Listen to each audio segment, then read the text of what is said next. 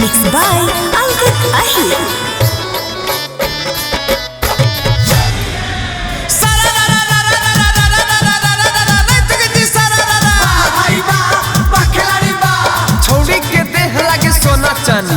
छौड़ी के देह लागे सोना चानी ले ले के छौड़ी पिचकारी बनी बोलो होय रे होय रे होय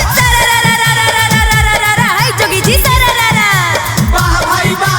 बखलारी वाह रंगवा से मुनल है ढोढ़ी हमार रंगवा से मुनल है ढोढ़ी हमार मारे ने छोड़ पिचकारी के धार बोलो हाय रे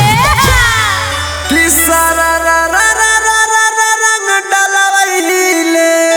कि सरररा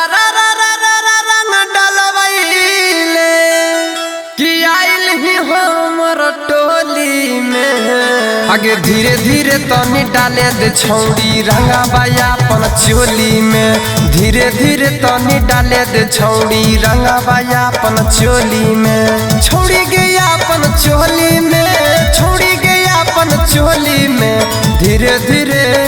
गे धीरे धीरे तनी रंग डाला बाइले छौड़ी गया अपन चोली में धीरे धीरे तनी रंग डाला बाइले गे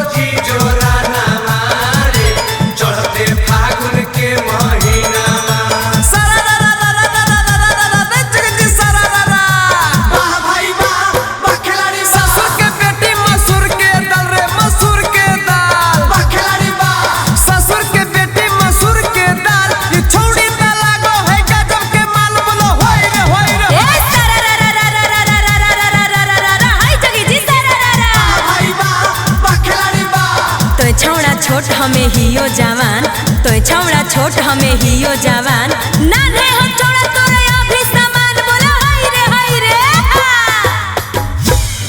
ले ले ले ले सुआद बैगनमा के ले ले ले ले सुआद बैगनमा के रंगा वाले के छौड़ी फूलनवा के रंगा वाले के छौड़ी ढाकनवा के आगे आवे के छौड़ी पिचकारी जगावे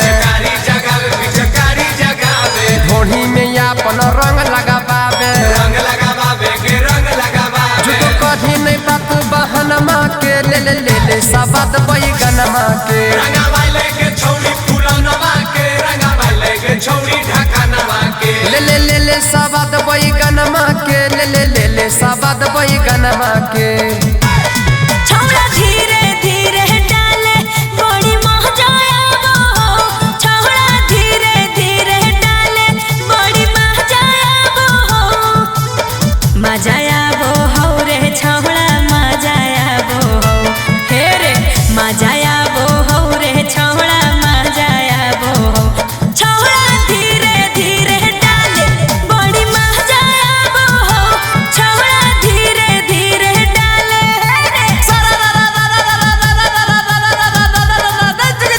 वाह भाई वाह बखलारी वाह बन में से यार बोले हुआ हुआ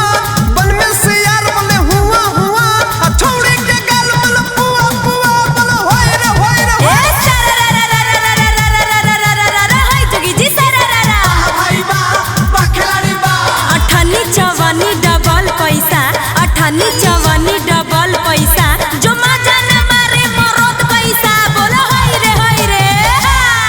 अरे सदानंद रहे यही द्वारे मोहन खेले होली हो अरे सदानंद रहे यही द्वारे मोहन खेले होली हो अरे मोहन खेले होली हो